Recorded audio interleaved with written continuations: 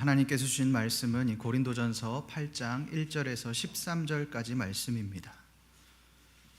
고린도전서 8장 1절부터 13절까지 말씀입니다.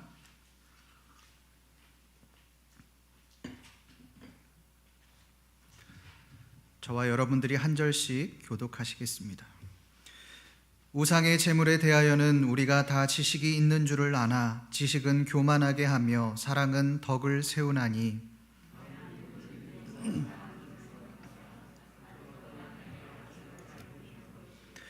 또 누구든지 하나님을 사랑하면 그 사람은 하나님도 알아주시느니라.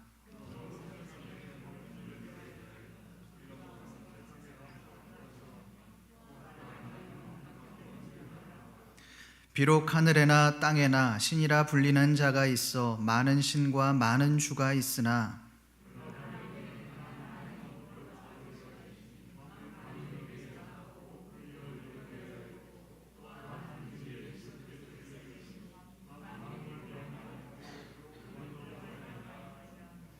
그러나 이 지식은 모든 사람에게 있는 것이 아니므로 어떤 이들은 지금까지 우상에 대한 습관이 있어 우상의 제물로 알고 먹는 거로 그들의 양심이 약하여지고 더러워지느니라.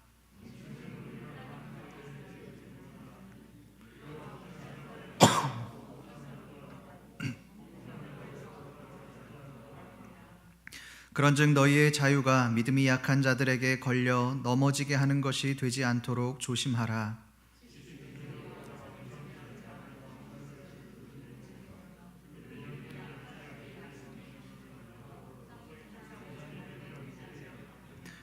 그러면 내 지식으로 그 믿음이 약한 자가 멸망하나니 그는 그리스도께서 위하여 죽으신 형제라.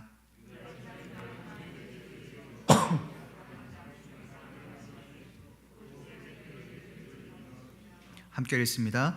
그러므로 만일 음식이 내 형제를 실족하게 한다면 나는 영원히 고기를 먹지 아니하여 내 형제를 실족하지 않게 하리라. 아멘.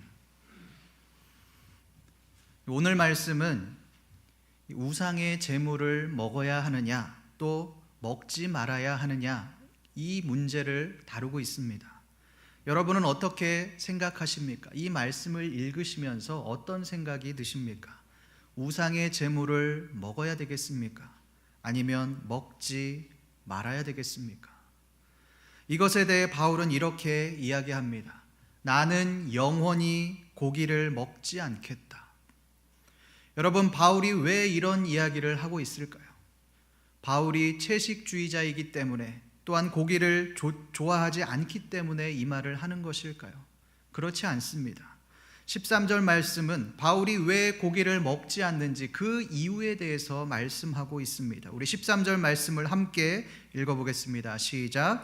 그러므로 만일 음식이 내 형제를 실족하게 한다면 나는 영원히 고기를 먹지 아니하여 내 형제를 실족하지 않게 하리라.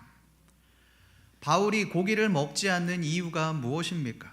만일 음식이 내 형제를 실족하게 한다면 고기를 먹는 것이 형제를 실족하게 하는 일이 되기 때문에 그렇습니다.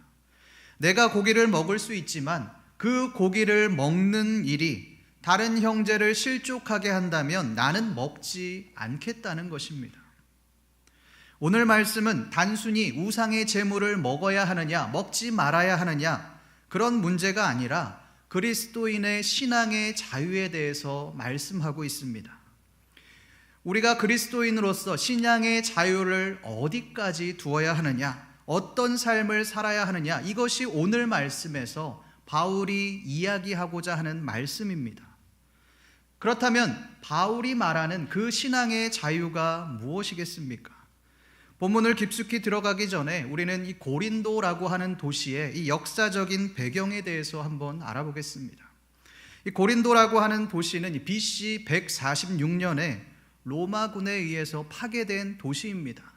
도시 자체가 로마군에 의해서 파괴가 되었기 때문에 계속적으로 폐허로 남겨진 상태로 있었습니다. 그런데 이 BC 44년에 로마의 황제 율리우스 카이사르는 폐허였던 이 도시를 다시 재건합니다. 재건의 목적은 로마의 인구 분산에 있었습니다. 로마가 계속적으로 발달을 하고 또 많은 식민지들을 거두면서 로마 시내의 인구 밀도가 굉장히 높아진 겁니다. 로마 안에 더 이상 살 수 있는 사람이 없어진 겁니다. 인구 밀도가 너무 높아져 있었기 때문에 그 인구를 분산해야 할 필요가 있었습니다. 이에 카이사르는 고린도를 로마의 위성 도시로 낙점하고 그 고린도를 발전시켰습니다. 로마의 퇴역 장교들을 그 고린도로 이주시키고 또 그들에게 많은 혜택을 주었습니다. 로마의 많은 귀족들이, 많은 사람들이 고린도로 이주하기 시작했습니다. 이 고린도라고 하는 도시가 상업적으로도 발전을 하자 전 세계의 수많은 사람들이 고린도로 몰려들기 시작했습니다. 고린도에는 로마인, 헬라인뿐만 아니라 유대인, 동양인 전 세계에서 몰려오는 사람들로 인산인해를 이루었습니다. 여러분, 사람이 모이면 가장 먼저 하는 것이 무엇입니까? 계급과 서열이 나누어지게 됩니다. 강아지들도 가장 먼저 마주치면 가장 먼저 정해지는 것이 서열입니다. 누가 강자이고 누가 약자인지를 본능적으로 알고 그 서열대로 살아가게 됩니다. 저희 집에도 아이가 셋이 있는데 첫째 딸과 둘째 딸이 쌍둥이인데 첫째 딸은 힘이 약하고 또 키가 작습니다. 그런데 둘째 딸은 키가 크고 덩치가 크고 힘도 셉니다. 똑같은 딸인데 쌍둥이인데 차이가 있습니다. 그런데 문제는 셋째 아들이 있는데 이 아들이 둘째 누나에게는 함부로 덤벼들지 않습니다. 그런데 첫째 누나에게는 유독 만만하게 굴고 때리고 또 자기 마음대로 행하는 일들이 굉장히 많습니다. 왜 둘째 누나에게는 함부로 대하지 않고 첫째 누나에게는 자기가 마음대로 행할까요?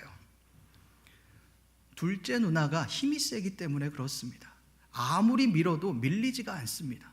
그러니 자기가 한번 해볼 만하다고 생각하는 그 첫째 누나에게 함부로 대하는 겁니다.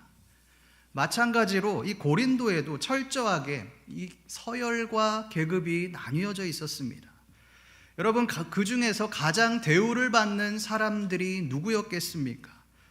로마와 마찬가지로 이 로마에서 온 귀족들이었습니다. 로마에서 대우를 받지 못한 한물간 귀족들도 이 고린도에만 오면 고린도에서 떵떵거리며 새 출발을 할 수 있었습니다. 그러니 로마의 귀족들이 엄청나게 많은 숫자들이 고린도로 이주를 해온 겁니다. 그러나 노예들은 그곳에서도 여전히 무시를 당했습니다. 고린도가 새롭게 번성하고 있고 또한 그 기회의 땅에서 나도 이제 다른 삶을 살 수 있을 거야 라고 생각했지만 노예는 여전히 노예인 겁니다. 철저히 계급화된 사회 속에서 무시를 당하고 또 어려움을 겪었습니다. 이 고린도 사회에서는 두 그룹이 명확하게 나뉘어져 있었습니다. 강자와 약자, 부자와 가난한 자, 또 상류층과 하층민, 주인과 노예, 이렇게 명확한 두 그룹이 나뉘어졌습니다. 이 두 그룹의 관계는 시간이 갈수록 더 격차가 벌어졌습니다. 여러분, 오늘 말씀은 단순히 우상의 제물에 관한 말씀처럼 보이지만 그렇지 않습니다. 강자와 약자, 부자와 가난한 자, 힘이 있는 자와 힘이 없는 자, 이 두 그룹의 대립을 보여주는 말씀입니다. 이 대립의 관점에서 오늘의 말씀은 해석이 되어져야 합니다. 이 관점을 가지고 이 고린도 교회의 상황을 한번 살펴보겠습니다. 여러분, 이 고린도 교회의 성도들의 다수는 어떤 사람들이었겠습니까? 사회적으로나 경제적으로나 하류층에 속하는 가난한 자들이었습니다. 노예들이었습니다. 그 사람들이 고린도 교회의 다수라는 것을 어떻게 증명할 수 있습니까? 바울의 말을 통해 우리가 알 수 있습니다. 우리 고린도전서 1장 26절 말씀을 함께 읽어보겠습니다. 시작. 형제들아, 너희를 부르심을 보라. 육체를 따라 지혜로운 자가 많지 아니하며 능한 자가 많지 아니하며 문벌 좋은 자가 많지 아니하도다. 바울은 이 고린도 교회를 향하여 지혜로운 자, 또 능한 자, 문벌 좋은 자가 많지 않다라고 그렇게 말씀합니다. 이 말은 고린도 교인들, 그 성도들의 대다수가 사회적으로 약하고 또 천한 신분에 속해 있고 소외된 자라는 것을 의미합니다. 고린도전서 7장에도 이 바울은 종으로 있을 때에 부르심을 입은 그 자들에 대해서 너희가 염려하지 말라고 그렇게 위로합니다. 여러분, 바울이 이 말을 했다는 것은 이 고린도 교회 안에 노예가 되었다가 그리스도인으로 회심한 사람들이 있었다는 것을 의미합니다. 이것이 당시에 고린도 교회의 많은 다수를 차지했던 그 사람들이었습니다. 그렇다면 소수는 누굽니까? 이와는 반대로 사회적으로나 경제적으로나 힘을 가진 사람들이었습니다.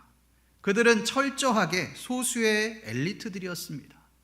소수지만 그들은 힘을 전부 가지고 있었습니다.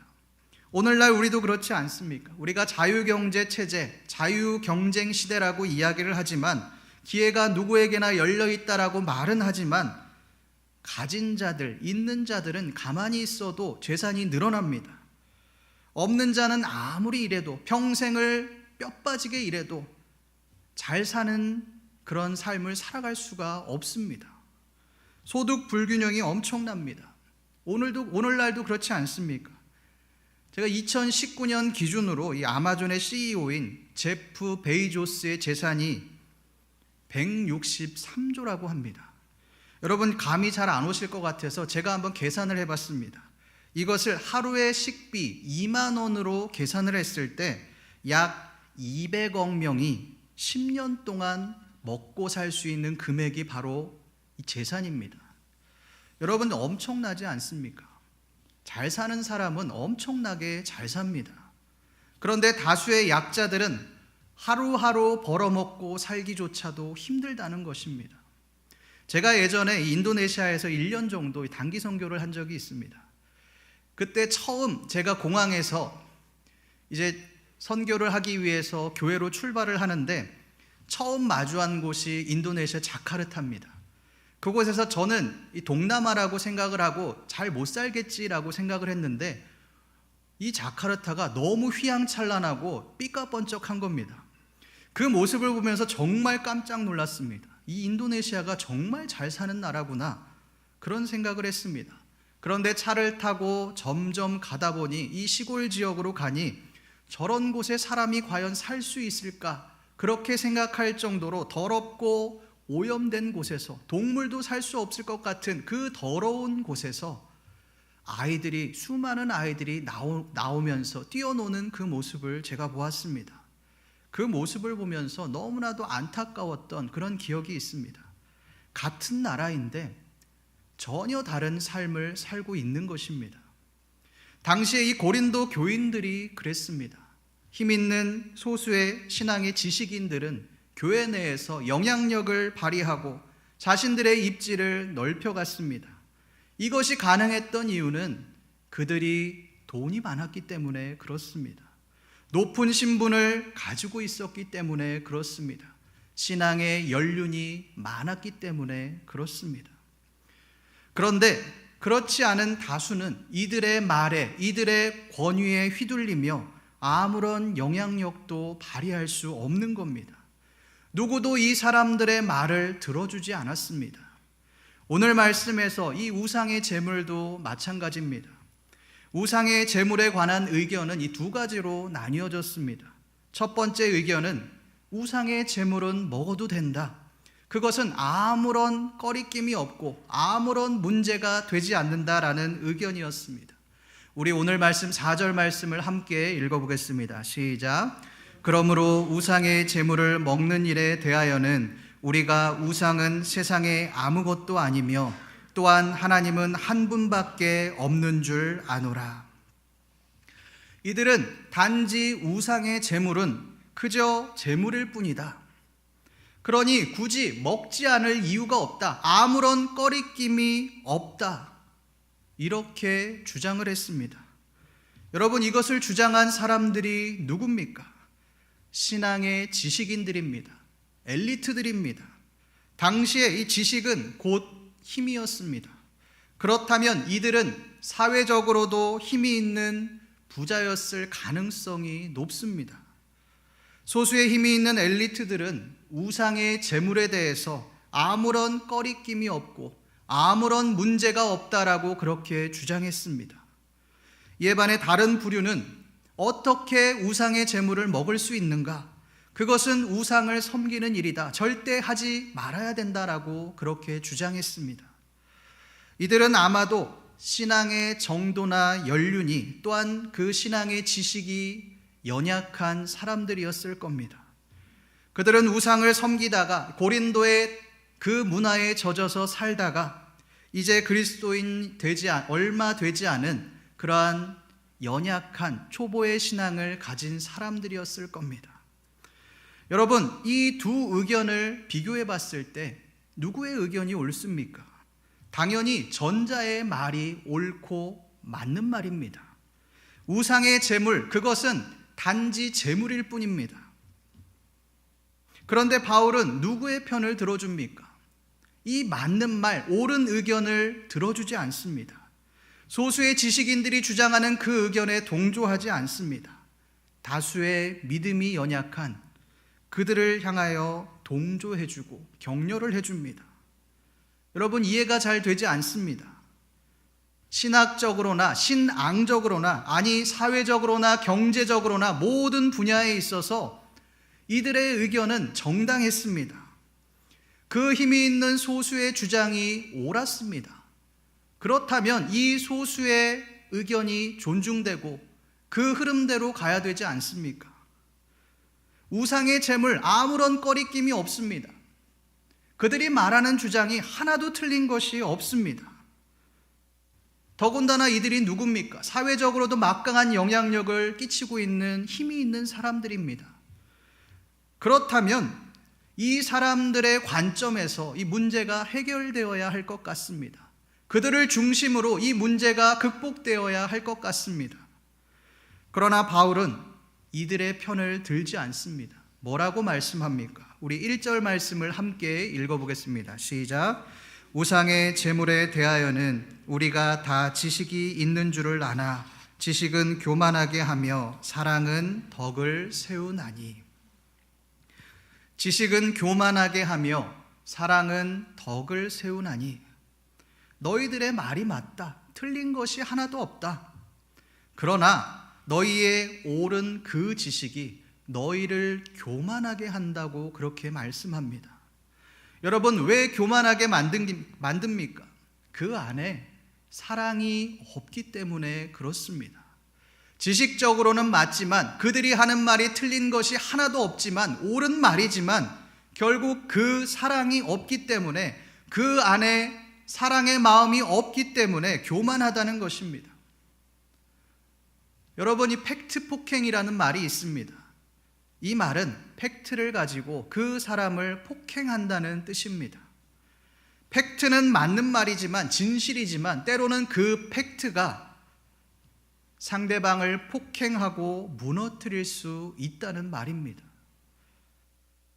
얼마 전에 아내가 지하철을 타고 어디 갈 일이 있어서 그렇게 가는데 평소보다 1시간을 늦게 도착했다고 이야기를 합니다. 그래서 무슨 일인가 알아봤더니 시청역에서 이 장애인들이 이동권 보장 또 생존권 보장을 위해서 투쟁을 하는 바람에 지하철이 그 역에서 막혀서 옴싹달싹 하지 못해 1시간이 지체되었다는 것입니다. 아내가 그 모습을 보며 그 투쟁하는 모습을 보며 얼마나 힘들었으면 저런 시위를 했을까 그런 생각을 했다고 합니다. 그런데 그 전철 안에서 이 비장애인 어르신 한 분께서 옆에서 시위를 하고 있는 그 장애인 어르신께 이렇게 말했답니다. 아니, 시위를 하는 건 다 좋은데, 그렇게 주장하는 건 다 좋은데 왜 애꿎은 시민들에게 피해를 주고 왜 우리를 힘들게 하느냐? 이건 문제가 있는 것이다. 그렇게 강력하게 말하며 욕설 비슷하게 이야기를 했다는 겁니다. 그 말을 들은 장애인 어르신께서 이렇게 말씀하셨습니다. 아니, 우리가 오죽하면 이렇게까지 시위를 하겠습니까? 수십 년간 우리가 주장하는 그 목소리를 정부도 그 어느 누구도 우리의 목소리를 들어주지 않았다. 우리가 얼마나 힘든지 아느냐? 그렇게 말하는 당신들은 평생 건강할 줄 아느냐? 그러면서 울분을 쏟아냈다고 합니다. 이 말을 듣고 저는 마음이 너무 아팠습니다. 여러분, 왜 우리에게 피해를 주느냐? 왜 애꿎은 사람들을 힘들게 하느냐? 그렇게 말하시던 그 어르신의 말은 분명 맞는 말입니다. 틀린 말이 아닙니다. 그런데 그 옳은 말이 장애인들에게 커다란 상처를 주었습니다. 그 이유가 무엇입니까? 그렇게 말하는 그분의 마음 가운데 사랑의 마음이 없었기 때문에 그렇습니다. 여러분, 사랑이 없다면 아무리 옳은 말이라도 하지 말아야 하는 겁니다. 사랑이 없는 말은 그 사람으로 하여금 폭행이 되어지기 때문에 그렇습니다. 여러분, 이것을 우리에게로 한번 가지고 와 보겠습니다. 우리는 고린도 교회의 소수의 힘 있는 자들과 같이 믿음이 연약한 자들에게 소위 팩트 폭행을 합니다. 왜 예배에 나오지 않느냐? 왜 헌신을 하지 않느냐? 왜 11조를 하지 않느냐?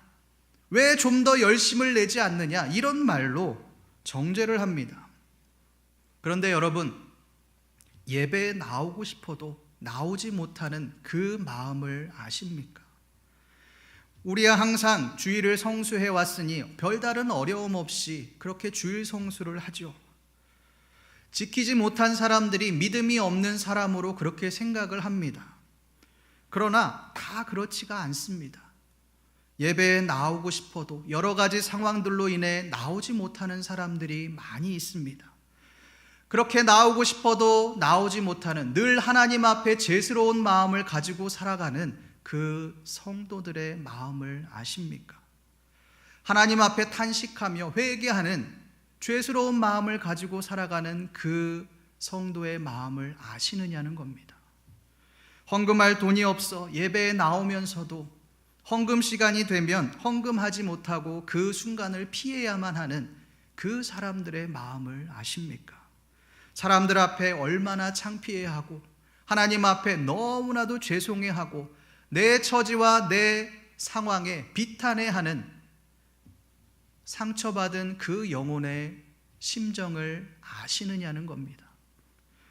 이런 잘못, 이런 정죄를 제일 많이 하는 부류가 아마도 저와 같은 목회자일 겁니다. 강단에서 주일 성수해라, 주일 빠지지 말아라, 왜 이렇게 믿음 없는 행동들을 하느냐, 그것은 죄다, 그리스도인으로서 구별된 삶을 살아라, 그렇게 강단 앞에서 그렇게 말씀을 전합니다. 이런 말을 굉장히 쉽게 이야기합니다. 정작 그 사람이 어떤 환경에 처해 있는지, 얼마나 치열하게 하루하루를 살아가고 있는지, 어떠한 비탄한 일들을 맞이했는지 그런 것들을 생각하지 않고 너무도 쉽게 말을 하는 겁니다. 우리도 마찬가지입니다. 우리가 하는 뒷말, 또 정죄, 그것은 틀린 것이 하나도 없습니다. 다 맞는 말이죠. 그런데 사랑이 없는 정죄, 사랑이 없는 그 팩트는 그 사람의 마음을 일방적으로 폭행하는 무기가 되어집니다. 성도 여러분, 정죄가 아니라 사랑의 마음을 가지시기를 소망합니다. 그 사람의 마음을 폭행하는 것이 아니라 그 사람의 마음을 사랑하고 위로하시기를 소망합니다. 그 마음을 가진 사람이 진정한 그리스도인이라고 할 수 있습니다. 여러분, 그렇다면 우상의 제물을 먹어서는 안 된다고 주장하는 그 다수의 믿음이 연약한 자들은 왜 이렇게 주장했을까요? 왜 신앙의 자유를 누리지 못했을까요? 그것은 당시에 이 고린도의 배경과 관련이 있습니다. 이 고린도라고 하는 도시에는 곳곳에 신전들이 많이 있었습니다. 그 신전 중에 일부는 제사를 드린 후에 음식을 나누어 먹는 그런 식사가 있었습니다. 신들을 위해 제사를 드렸던 그 제물을, 그 음식을 사람들이 모여서 나누어 먹었던 겁니다. 이 신약성서 배경사를 저술한 이 에드아루트 로제는 헬레니즘 사회에서 이 그리스의 신들에게 지내는 제사들에 대해서 이렇게 기록하고 있습니다. 신전에서는 신들에게 예물로 성별된 특정한 제물을 봉헌하였다. 짐승을 잡아 그 내장을 제단 위에서 태웠으며 먹을 수 있는 부분은 사제의 몫이 되거나 고기로서 팔았다. 그래서 예배의식과 관련되지 않은 고기는 얻을 수 없을 정도였다. 신전 지역에서 자주 제사 음식을 먹었으며 이때는 특정한 시간에 신전에서 열리는 즐거운 만찬에 참석하도록 서면으로 친구들과 친척들을 초대하였다. 그러므로 공동생활과 사교생활의 상당한 부분이 신전 안과 주위에서 이루어졌다. 여러분이 당시에 이 제사라고 하는 것은 단순히 신전에서의 의식으로 끝나지 않았습니다. 굉장히 중요한 국가의 행사였습니다. 또 사회적으로, 가정적으로도 중요한 행사였습니다. 제사 음식을 나누어 먹는 것이 그들의 삶에 있어서 매우 일상적이고 흔한 그러한 일이었습니다. 이것을 하지 않는 사람이 이상한 사람이었습니다. 여러분, 이러한 문화 속에서 그리스도인이 된다라고 하는 것은 무엇을 의미하겠습니까? 이러한 우상의 문화를 끊는 것입니다. 목숨을 걸고 제사를 드리지 않는 겁니다. 목숨을 걸고 그 제사 음식을 먹지 않는 겁니다. 그 악의 고리를 끊어내는 것입니다. 이것이 그들이 신앙을 지키는 유일한 방법이었습니다. 이들은 목숨을 걸고 자기의 신앙을 지켰습니다. 당시에 고기를 포함한 모든 시장에서 물건들을 내어놨을 때 그 물건들은 고린도 시에서 관리를 했습니다. 그런데 이 고기를 언제 내놓느냐, 시장에 언제 유통되느냐, 이 신전에서의 제사의식이 다 끝난 이후에야 그 고기들이 시장으로 나오는 겁니다. 그러면 그리스도인들이 신앙을 지키기 위해서는 이 고기를 먹지 말아야 되는 겁니다. 그것이 그들의 신앙을 지키는 길이기 때문에 그렇습니다. 고기를 아예 포기했습니다.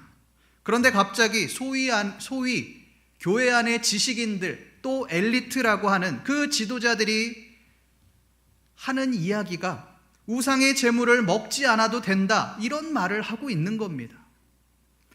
그러니 그들의 마음이 실족될 수밖에 없고 신앙이 흔들릴 수밖에 없습니다. 우리 오늘 말씀 7절 말씀을 함께 읽어보겠습니다. 시작. 그러나 이 지식은 모든 사람에게 있는 것이 아니므로 어떤 이들은 지금까지 우상에 대한 습관이 있어 우상의 제물로 알고 먹는 고로 그들의 양심이 약하여지고 더러워지느니라. 이들은 하나님 앞에 그리스도인이 된 지 얼마 되지 않았기 때문에 우상의 제물을 먹는 것이 걸림돌이 되고 또 상처가 되었습니다. 실족해 되었습니다. 그러니 당연히 신앙이 흔들릴 수밖에 없습니다. 이들이 봤을 땐 어떻게 목사가, 어떻게 장로가, 어떻게 권사가 저런 우상 숭배를 할 수 있는가, 이렇게 비춰지게 되는 것입니다. 여러분, 이들이 하는 생각이 맞습니까? 이들이 하는 신앙생활이 맞습니까? 맞지 않습니다. 잘못 알고 있는 겁니다. 그런데 잘못 알고 있는 그들을 향하여 바울은 뭐라고 말씀합니까? 우리 9절 말씀을 함께 읽어보겠습니다. 시작.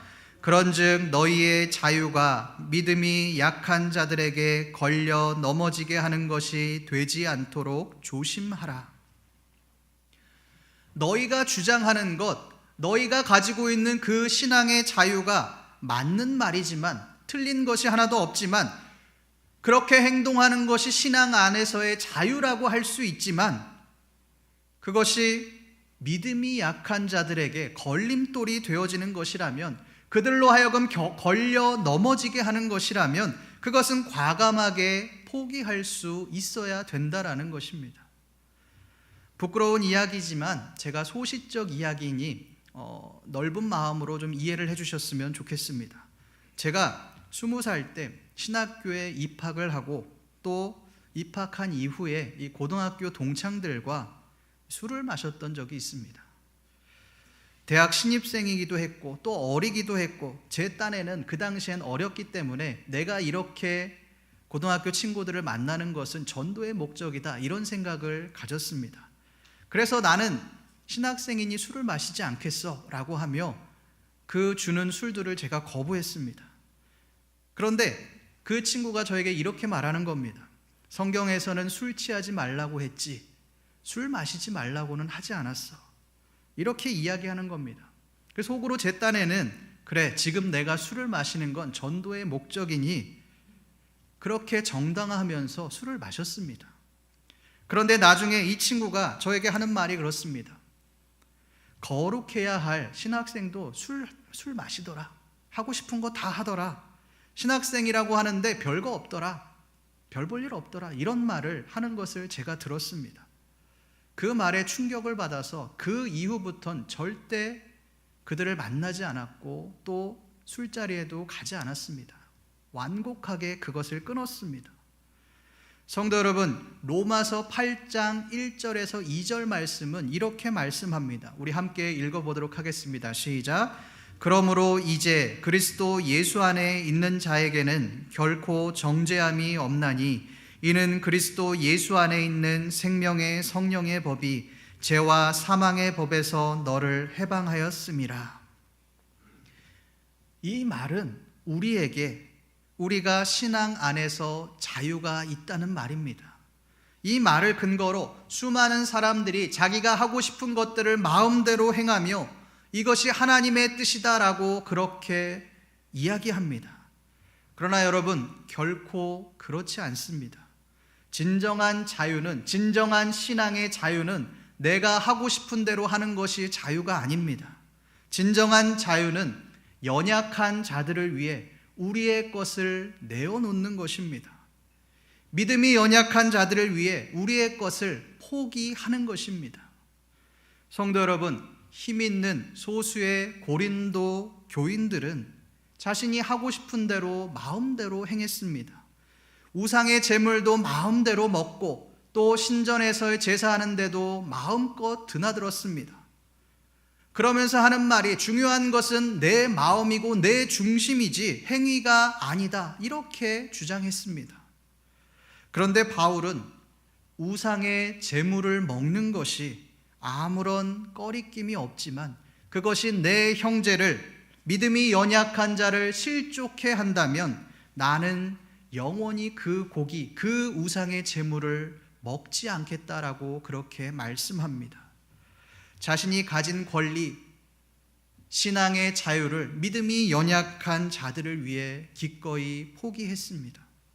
성도 여러분, 우리가 가진 그 자유를 연약한 자를 위해 기꺼이 포기하실 수 있기를 간절히 바랍니다. 우리가 먼저 된 자로서 연약한 자들을 팩트로 폭행하고 또 연약한 자들을 정죄하는 것이 아니라 우리가 먼저 그들에게 손을 내밀고 섬기시기를 간절히 소망합니다. 그때에 우리는 그리스도 안에서의 참 자유를 누리게 될 것입니다. 오늘 말씀처럼 연약한 자들을 위해 우리의 것을 내어주심으로 하나님의 나라를 이루어 가시고 또 하나님의 자녀 그리스도인으로 살아가시는 신림교회 모든 성도님들 되시기를 간절히 소망합니다. 기도하겠습니다. 하나님 아버지, 우상의 제물을 통하여 또 바울의 고백을 통하여 신앙 안에서의 자유가 무엇인지 깨달을 수 있도록 하여 주심에 감사합니다. 우리가 마음껏 할 수 있지만 연약한 자들을 위해 우리의 것을 내어놓게 하시고 우리의 자유를 포기할 수 있는 그러한 귀한 삶이 되어질 수 있도록 주여 도와주시옵소서. 감사드리며 살아계신 우리 주 예수 그리스도의 이름으로 기도드립니다.